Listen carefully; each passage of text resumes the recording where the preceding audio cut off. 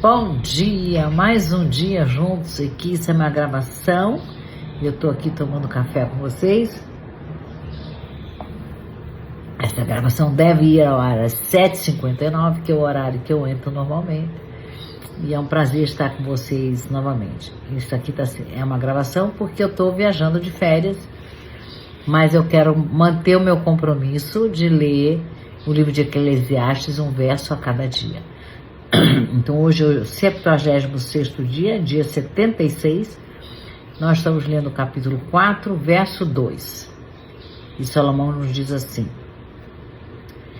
pelo que felicitei os que já morreram, mais do que os vivos que ainda vivem. Ele está se dando conta que ele felicitou mais mortos do que vivos. Vamos olhar isso do ponto de vista sistêmico? Então, parece que o Salomão está querendo tocar aqui na dor de alguém dele, né, que presenciou injustiças que não tiveram reparação. Eu acho que é isso que ele está falando aqui. Muita injustiça. E aí que quando a pessoa morre vítima de uma injustiça, parece que ela leva uma paz. É isso que ele está dizendo. E a que está viva ainda está presa a lutas e não consegue experimentar essa paz. Então ele está, no meu entendimento sistêmico, ele está olhando que as injustiças às vezes são compensadas pela morte, porque ali tem paz. Se a gente segue vivendo, a gente segue seguindo as violências do sistema, né? Então, nas constelações, muitas vezes, quando a gente vê os mortos nas constelações, a sensação deles é de alívio. Quando a gente honra, né, a vida deles, aquilo que eles viveram, as dificuldades que eles tiveram, e a gente sente que eles relaxam em alívio, né? Enquanto os vivos, que são as pessoas que estão ali batalhando pela vida, né, a palavra já fala tudo, eles arrastam culpas, guerras internas, lealdades ocultas que a gente não tem nem consciência. Então, essa frase do rei Salomão pode parecer sombria, mas ela aponta numa direção, que é trazer a reconciliação enquanto a gente ainda está vivo. Não esperar a morte para se reconciliar. É isso. Não esperar a morte para se libertar. Vamos nos reconciliar em vida. Isso é a minha interpretação desse verso do Salomão. Filosoficamente, Sêneca diz assim no livro Cartas a Lucídio, ele escreve: a morte é o descanso dos que sofreram, né? Tem outro filósofo também que fala da morte, que é o Schopenhauer, que era um filósofo super pessimista, tudo para ele era ódio ao azar, mas ele era muito lúcido. E ele aqui parece que se inspira no rei Salomão, quando ele fala da luta constante contra a dor, que quando chega a morte, acaba, né? A luta contra a dor. Encerra essa batalha. Pesado, mas isso é Schopenhauer que é pesado. Já Simone de Beauvoir, no livro dela, Todos os Homens São Mortais, ela fala exatamente o oposto, né?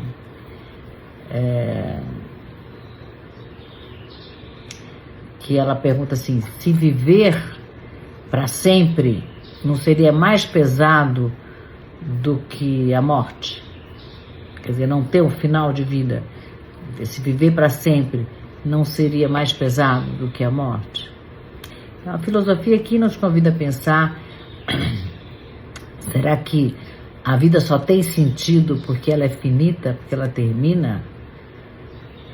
Outra pergunta: será que a justiça que a gente busca em vida só se completa quando a gente aceita os limites da nossa existência?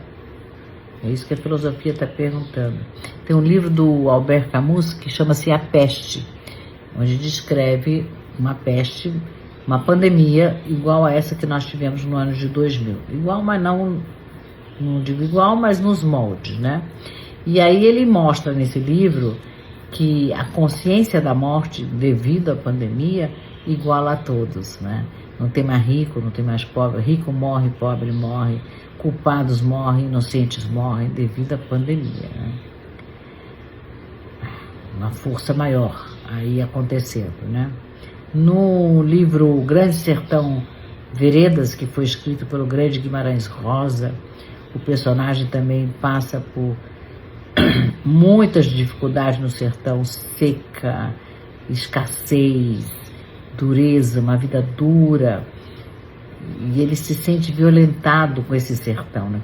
Uma violência, e aí ele tem um momento que ele sente inveja dos que já morreram. Ele está num velório e tem inveja daquele que morreu, porque ele diz assim: viver é muito mais perigoso. Eu uso muito essa frase quando minhas netas começam: ai, medo daquilo, medo daquilo, medo daquilo, e eu digo: gente, viver é muito mais perigoso do que tudo isso que vocês estão falando. Tirei dos Grande Sertão Veredas a frase, né? Ana Karenina foi escrita por Leon Tolstói, escritor russo, e lá nesse livro ele descreve a morte como, para alguns personagens, a morte é uma libertação das dores sociais, né? E também das dores afetivas. Morre-se no romantismo, morria-se por amor, né? E tem o filme também, O Sétimo Selo, de Ingmar Bergman, também é outro. Mas aí tem...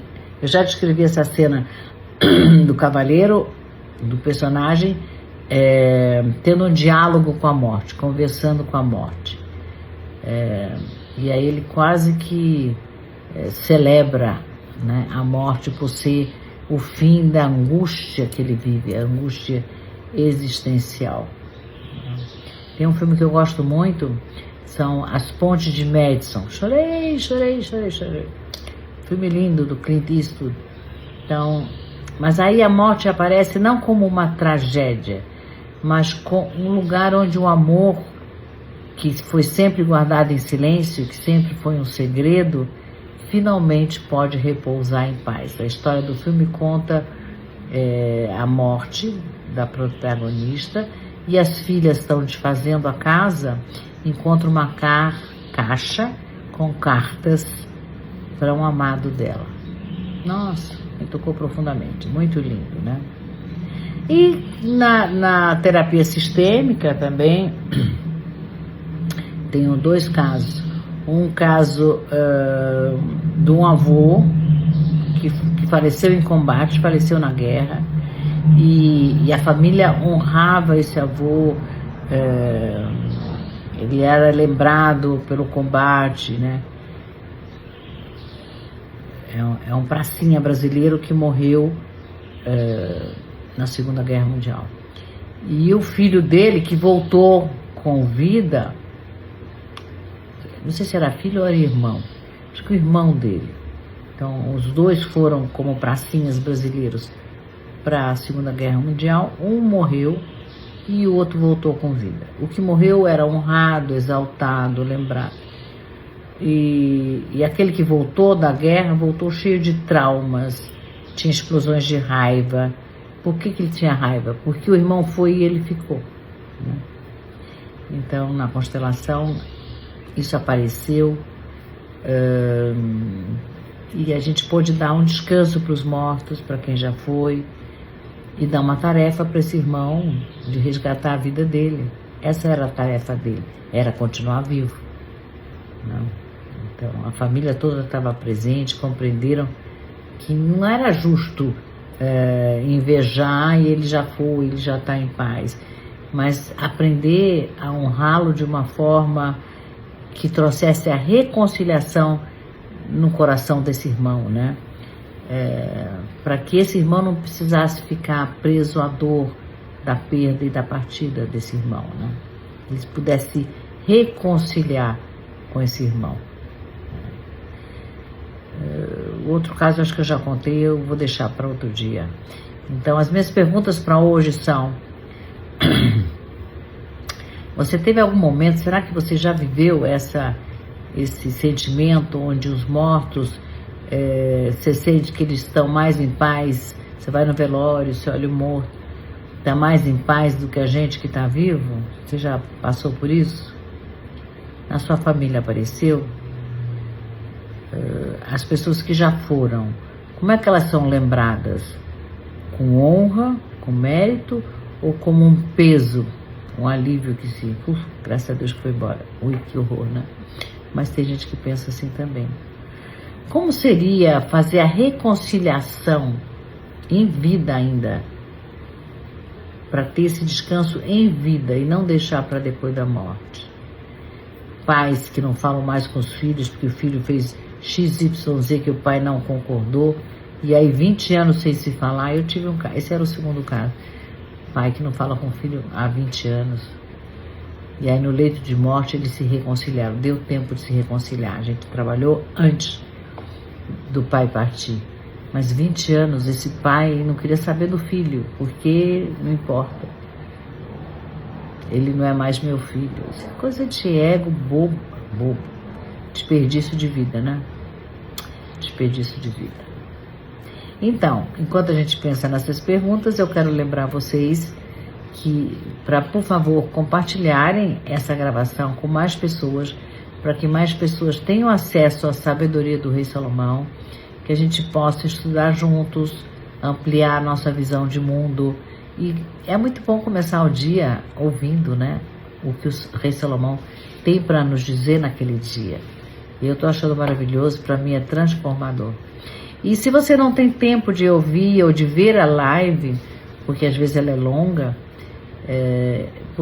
aqui na minha bio tem um clipezinho que você clica nesse clipe, vão abrir uma série de links, um que é o Rei Salomão cá entre nós. Você clica e você vai receber essa transcrição no grupo do WhatsApp. E para ler a transcrição, é o resumo da transcrição, lógico, leva 2 minutos. Então, é muito bom começar o dia com a sabedoria do Rei Salomão, e vamos compartilhar essa generosidade dele em nos passar essa sabedoria, espalhando essa semente para mais pessoas poderem caminhar e conhecerem o Rei Salomão, né? Essa é a nossa parte do dar e o receber. Estamos recebendo, vamos compartilhar, vamos curtir aqui.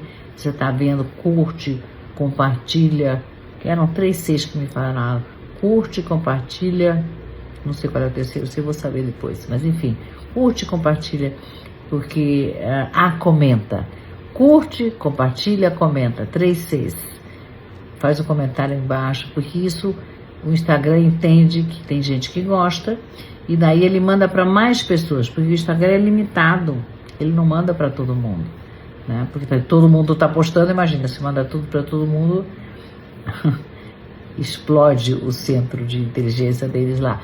Então, curte, compartilha, comenta. Vamos trazer isso para mais pessoas, tá bom? Então vamos agora para a nossa meditação final. A gente inspira, solta o ar devagarzinho, fecha os olhos.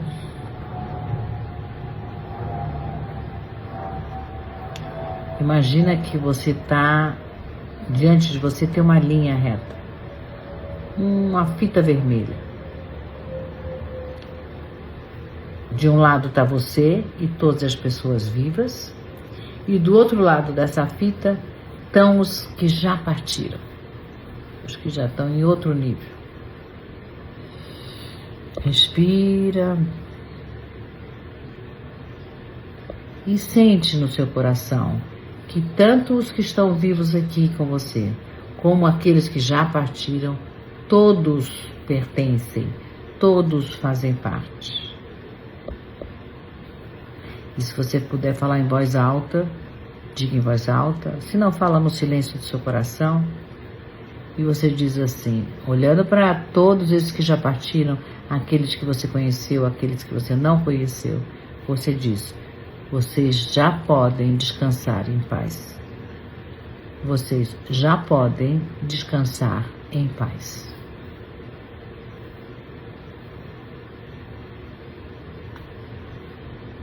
E você diz, sim, eu fico mais um pouco. Eu fico o tempo que me cabe. Eu fico mais um pouco. Eu fico o tempo que me cabe. E honro a vida que segue em mim. E honro a vida que segue em mim. Respira. Volta a sentir seu corpo. Sente a gratidão por ainda estar aqui, por poder se reconciliar com quem já foi. Sente a paz de quem já foi. Inspira coragem para viver essa vida em plenitude. É isso por hoje. Um beijo muito carinhoso. Nos vemos amanhã. Bom dia.